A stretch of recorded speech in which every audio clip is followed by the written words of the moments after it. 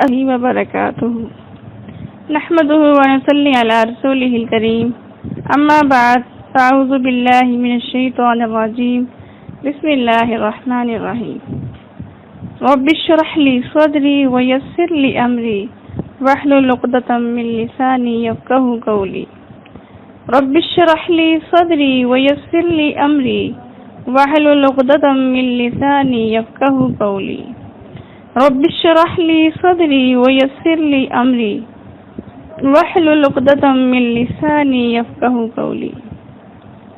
معزز سامعین، میں اور ہم سب آپ صلی اللہ علیہ وآلہ وسلم پر ایمان کا اقرار کرتے ہیں۔ آپ صلی اللہ علیہ وآلہ وسلم سے محبت کا اظہار کرتے ہیں۔ آپ صلی اللہ علیہ وآلہ وسلم سے عقیدت کا دعویٰ بھی کرتے ہیں، اور آپ صلی اللہ علیہ وآلہ وسلم سے نسبت ہونے پر فخر کرتے ہیں کہ ہم امت محمدیہ میں سے ہیں، اور میں اور ہم سب آپ صلی اللہ علیہ وآلہ وسلم پر درود و سلام بھی بھیجتے ہیں۔ لیکن تھوڑا ہم سوچیں، میں اور تھوڑا سا تنہائی میں سوچیں کہ کیا ہمارا ایمان، ہمارا اخلاق، ہمارا طرز عمل، ہماری عبادات، ہمارے معمولات اور تمام معاملات، چاہے وہ دینی ہو یا دنیاوی ہو، کیا اپنی محبوب ہستی کے اسوہ حسنہ کے مطابق ہیں؟ ہم جہاں کہیں بھی ہوں، گھر کے اندر ہوں یا گھر کے باہر، مسلمانوں کے درمیان ہوں یا غیر مسلموں میں، اپنے ملک میں ہوں یا دنیا کے کسی بھی کونے میں ہوں، کیا ہم محمد رسول اللہ صلی اللہ علیہ وآلہ وسلم کے امتی کے طور پر پہچانے جاتے ہیں؟ کیا ہماری چال ڈھال، اٹھنا بیٹھنا، کھانا پینا، لباس آپ صلی اللہ علیہ وسلم کے مطابق ہے؟ یہ سوالات ہم نے خود سے پوچھنے ہیں، اور ہم نے خود سے یہ بھی پوچھنا ہے کہ کیا ہم آپ صلی اللہ علیہ وآلہ وسلم سے محبت کا حق ادا کرتے ہیں؟ کیونکہ سامعین، جو شخص جس سے محبت کا دعویٰ کرتا ہے وہ اس کی اطاعت ضرور کرتا ہے، یہ قاعدہ ہے، کلیہ ہے، اس کی بات مانتا ہے، اس کی پیروی کرتا ہے۔ کچھ اس کے بارے میں، محبت کے بارے میں کسی عرب شاعر نے بہت ہی خوب لکھتا ہے، تعصی الرسول وانت تظہر حبہ، تم رسول اللہ صلی اللہ علیہ وآلہ وسلم کی نافرمانی کرتے ہو اور اس کے باوجود ان سے محبت کا دعویٰ بھی کرتے ہو۔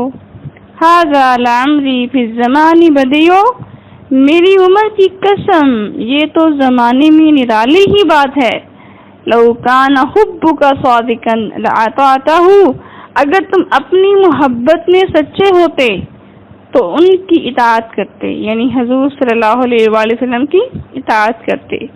ان المحب لمن یحب مطیع، کیونکہ یہ قاعدہ ہے، کلیہ ہے کہ جو سچا محب ہوتا ہے، جو سچا محبت کرنے والا ہوتا ہے، وہ اپنے محبوب کی اطاعت کرتا ہے۔ تو سامعین، ہم نے اس بات پر غور و فکر کرنا ہے، میں نے بھی اور آپ نے بھی، کہ کیا ہم واقعتاً آپ صلی اللہ علیہ وسلم سے اسی محبت کا دعویٰ کرتے ہیں؟ کیا ہم اپنی محبت میں سچے ہیں؟ دیکھیں، ہم غور کریں کہ حضور صلی اللہ علیہ وآلہ وسلم کتنے اعلیٰ حسب نسب والے تھے، کتنی اعلیٰ خوبیوں والے تھے۔ لکھنے والوں نے بہت کچھ لکھا، پڑھنے والوں نے بہت کچھ پڑھا، سننے والوں نے بہت کچھ سنایا، تو اس میں سے ایک تھوڑا سا حصہ آپ کے سامنے میں شیئر کروں گی کہ ہمارے نبی کیسے تھے۔ محمد بن عبداللہ بن عبد المطلب الہاشمی القرشی۔ اگر نسب کی بات کی جائے تو آپ صلی اللہ علیہ وآلہ وسلم اعلیٰ حسب نسب کے مالک تھے۔ قوم کی بات کی جائے تو سب سے اشرف قوم سے تعلق تھا۔ قبیلے کی بات کی جائے تو سب سے اشرف قبیلہ تھا۔ خاندان کی بات کی جائے تو سب سے اشرف خاندان تھا. ان کے نام نامی کیا تھے؟ احمد. احمد کہتے ہیں سب سے زیادہ قابل تعریف. ہمارے نبی اشجع الناس یعنی سب سے زیادہ بہادر تھے. اجود الناس سب سے زیادہ سخی تھے. ازہد الناس سب سے بڑھ کر دنیا سے بے رغبتی اختیار کرنے والے تھے. احسن الناس وجہن سب سے زیادہ خوبصورت چہرے والے تھے. سبحان اللہ، کیا چہرہ تھا، کیا چہرہ، کیا حسن. اس کے بارے میں لکھنے والوں نے بہت کچھ لکھا ہے. حضرت جابر رضی اللہ تعالیٰ عنہ کی بات ذہن میں آ گئی ہے تو کسی پنجابی شاعر نے بڑے اچھے انداز میں اس کو بیان کیا ہے. وہ کہتا ہے مطلب پنجابی میں وہ شعر کہتا ہے، مجھے بڑا پسند بھی ہے، میں اکثر اس کو بیانات میں بیان بھی کرتی ہوں، تو آپ سے بھی میں شیئر کرنے لگی ہوں. لکھتا ہے، روایت کریندہ جابر پیارا، جابر صحابی کے نام ہے. روایت کریندہ جابر پیارا، میں ایک دن ڈٹھا محمد پیارا صلی اللہ علیہ وآلہ وسلم. ڈٹھا مین دیکھا. چنوں چود ویسی تے کوئی کوئی ستارہ، چنوں چود ویسی تے کوئی کوئی ستارہ، میں دوہاں نو دیکھا دوبارہ دوبارہ. خدا دی قسم چند مدھم دساوے، خدا دی قسم چند مدھم دساوے، محمد دا چہرہ سونا نظر آوے. سبحان اللہ. حسینہ جمیلہ دا منہ موڑ دتا، حسینہ جمیلہ دا منہ موڑ دتا، محمد بنا رب قلم توڑ دیتا. اتنے حسین چہرے والے تھے کہ اس جیسا چہرہ بنانے کے بعد اللہ تعالیٰ نے وہ سانچہ ہی توڑ ڈالا، اس جیسا کسی کو بنایا ہی نہیں. یہاں پہ پھر مجھے ایک عربک میں شعر یاد آ گئے. حسان بن ثابت رضی اللہ تعالیٰ عنہ، یہ بہت بڑے عربی شاعر گزرے ہیں. انہوں نے حضور صلی اللہ علیہ وآلہ وسلم کی شان اقدس میں چند بہت سے اشعار لکھے. ان میں سے یہ چند اشعار آپ کی خدمت میں پیش کرتی ہوں.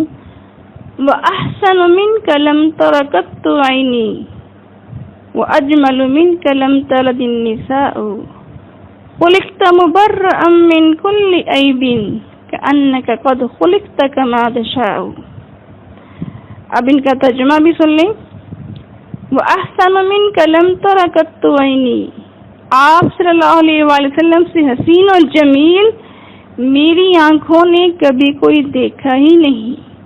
وَأَجْمَلُ مِنْكَ لَمْ تَلِدِ النِّسَاءُ، اور آپ صلی اللہ علیہ وآلہ وسلم سے حسین اور جمیل کسی عورت نے کوئی جنم ہی نہیں دیا. خُلِقْتَ مُبَرَّأً مِنْ كُلِّ عَيْبٍ، آپ صلی اللہ علیہ وآلہ وسلم ہر عیب سے پاک پیدا ہوئے. گویا کأنک قد خلقت کما تشاء، گویا کہ آپ صلی اللہ علیہ وآلہ وسلم کو ایسا بنایا گیا جیسا کہ آپ صلی اللہ علیہ وآلہ وسلم خود چاہتے تھے. سبحان اللہ. سامعین محترم، جتنی بھی آپ کی تعریف کی جائے بہت کم ہے. ارحم الناس سب سے زیادہ مہربان. احسنہم خلقا سب سے بہترین اخلاق کے حامل. رقیقاً رحیماً اخلاق کیسے؟ نہایت نرم دل، بہت ہی نرم مزاج رکھنے والے تھے. رفیقاً رحیماً نہایت مہربان دوست. ہر صحابی یہ سمجھتا، ہر دوست یہ سمجھتا کہ آپ صلی اللہ علیہ وآلہ وسلم مجھ سے زیادہ محبت کرتے ہیں. سبحان اللہ. رؤوفاً رحیماً بہت ہی شفقت فرمانے والے، بہت ہی شفیق، بہت ہی مہربان. یہ تو صفات اللہ رب العزت نے قرآن پاک میں ارشاد فرمائی ہیں. سراجا منیرا روشن چراغ.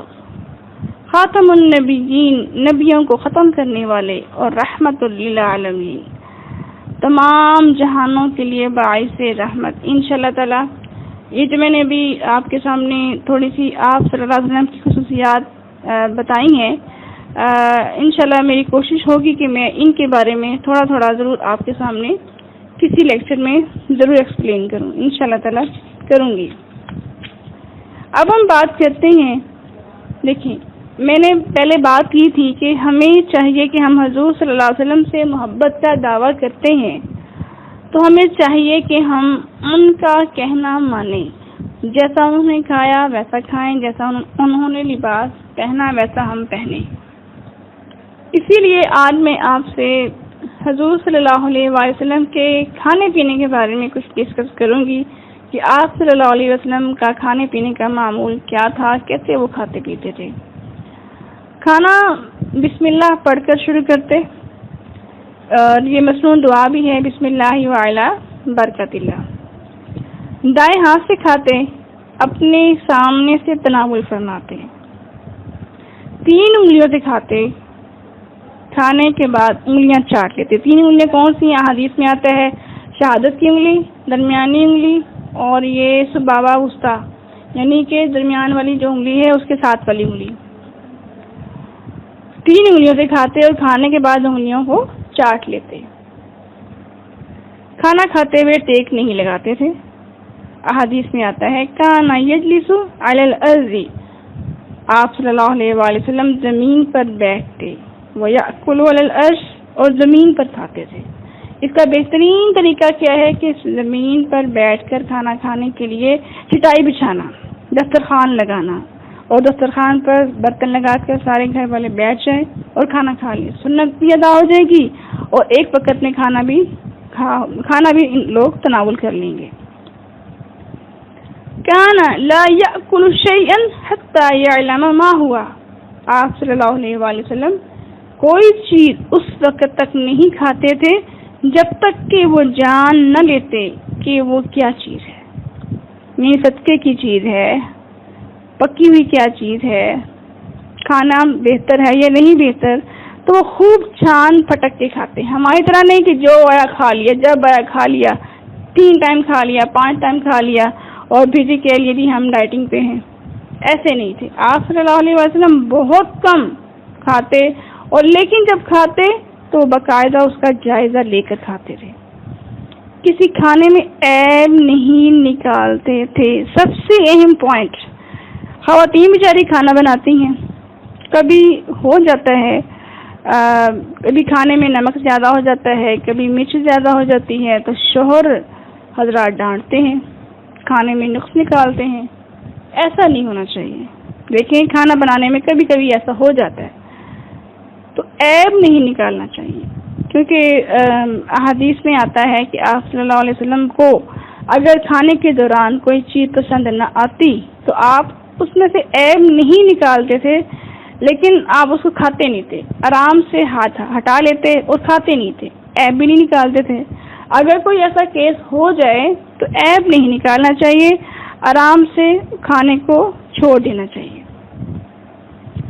اس کے بعد کھانا کھانے کے بعد آپ صلی اللہ علیہ وآلہ وسلم الحمدللہ کہتے ہیں۔ مسنون دعاؤں میں باقاعدہ دعا بھی شامل ہے، الحمدللہ الذی اطعمنا وسقانا وجعلنا من المسلمین۔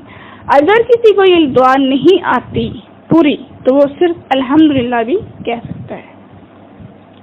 اس کے علاوہ کان یحب الزبد والتمر، آپ صلی اللہ علیہ وآلہ وسلم مکھن اور کھجور پسند فرماتے۔ کان یکرہ شرب الحمیم، سخت گرم مشروب پسند نہیں کرتے تھے، سخت گرم مشروب۔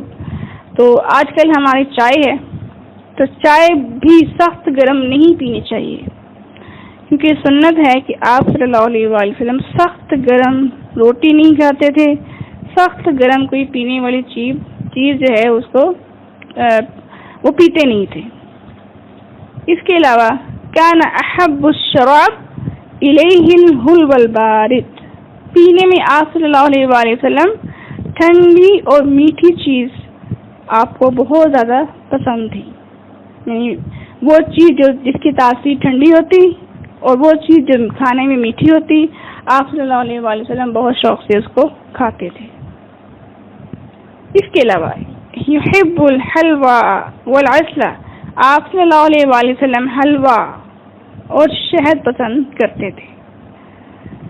پانی دائیں ہاتھ سے 3 سانس میں پیتے۔ یہ بچوں کو اسپیشل راہ میں تربیت دینی چاہیے۔ چلیں بڑے بھی میں نے اکثر دیکھا ہے، وہ بھی کھڑے کھڑے، جیسے آج کل گرمی کا موسم ہے، پیاس کی شدت ہوتی ہے، فریج کھولتے ہیں، بوتل نکالتے ہیں اور گٹا گٹ کھڑے کھڑے یہ جا وہ جا پانی پی لیتے ہیں۔ اس طرح پانی نہیں پینا چاہیے، اس طرح فزیکلی بھی نقصان ہے اور دینی اعتبار سے ہے کہ سنت کی جو ہے خلاف ورزی ہے۔ آپ صلی اللہ علیہ وآلہ وسلم ہمیشہ آرام سکون سے پانی پیتے تھے اور 3 سانس میں پیتے تھے تاکہ اندر جا کر پانی نقصان نہ پہنچائے۔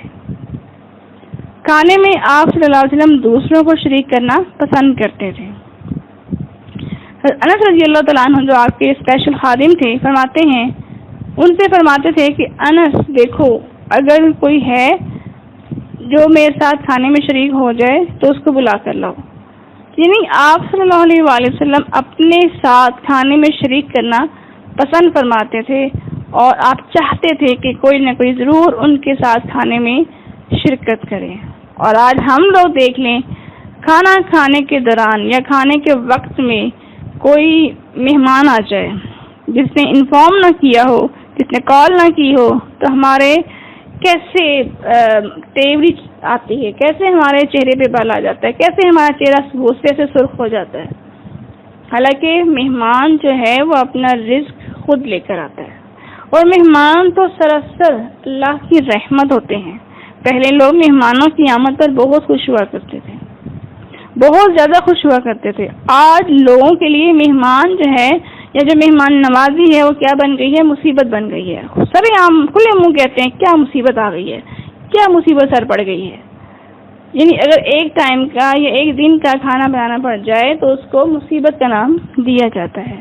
جبکہ آپ صلی اللہ علیہ وسلم کا بھی یہی معمول تھا اور حضرت ابراہیم علیہ السلام کا بھی یہی معمول تھا کہ آپ بھی روزانہ اپنے دسترخوان پہ کسی نہ کسی کو شامل کرنا پسند فرماتے تھے، اور جس دن ان کے دسترخوان پہ کوئی شامل نہ ہوتا، مطلب کہ وہ اکیلے کھانا کھاتے، تو وہ روتے تھے اس بات پہ کہ کہیں اللہ تعالیٰ مجھ سے ناراض تو نہیں ہو گئے کہ میرے گھر اپنی رحمت نہیں بھیجی، میرے گھر کوئی مہمان نہیں بھیجا، تو وہ اس بات پر روتے تھے۔